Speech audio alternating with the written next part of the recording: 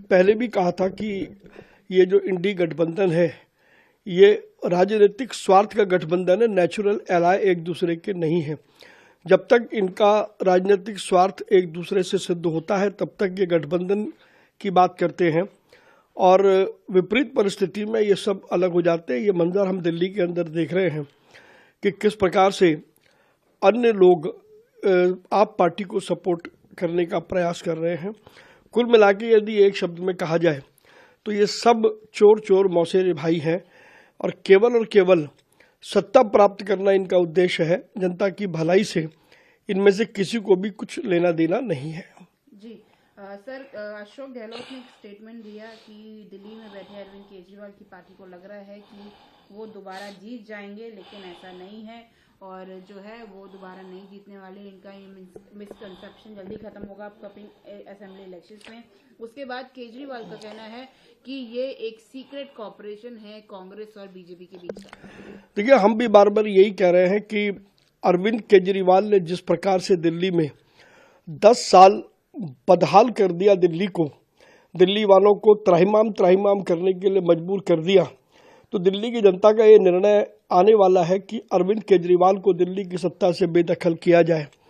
और इस नाते से केजरीवाल और आम आदमी पार्टी के दिन लद चुके हैं।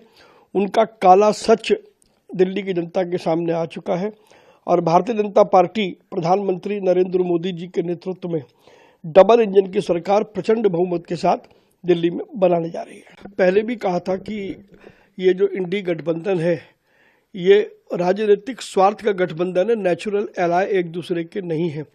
जब तक इनका राजनीतिक स्वार्थ एक दूसरे से सिद्ध होता है तब तक ये गठबंधन की बात करते हैं और विपरीत परिस्थिति में ये सब अलग हो जाते हैं। ये मंजर हम दिल्ली के अंदर देख रहे हैं कि किस प्रकार से अन्य लोग आप पार्टी को सपोर्ट करने का प्रयास कर रहे हैं। कुल मिला के यदि एक शब्द में कहा जाए तो ये सब चोर चोर मौसेरे भाई हैं और केवल सत्ता प्राप्त करना इनका उद्देश्य है। जनता की भलाई से इनमें से किसी को भी कुछ लेना देना नहीं है।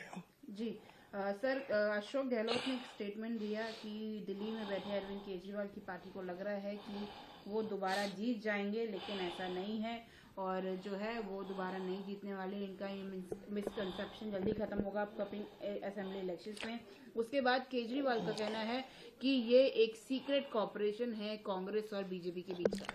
देखिए, हम भी बार बार यही कह रहे हैं कि अरविंद केजरीवाल ने जिस प्रकार से दिल्ली में 10 साल बदहाल कर दिया, दिल्ली वालों को त्राहिमाम करने के लिए मजबूर कर दिया, तो दिल्ली की जनता का ये निर्णय आने वाला है कि अरविंद केजरीवाल को दिल्ली की सत्ता से बेदखल किया जाए। और इस नाते से केजरीवाल और आम आदमी पार्टी के दिन लद चुके हैं।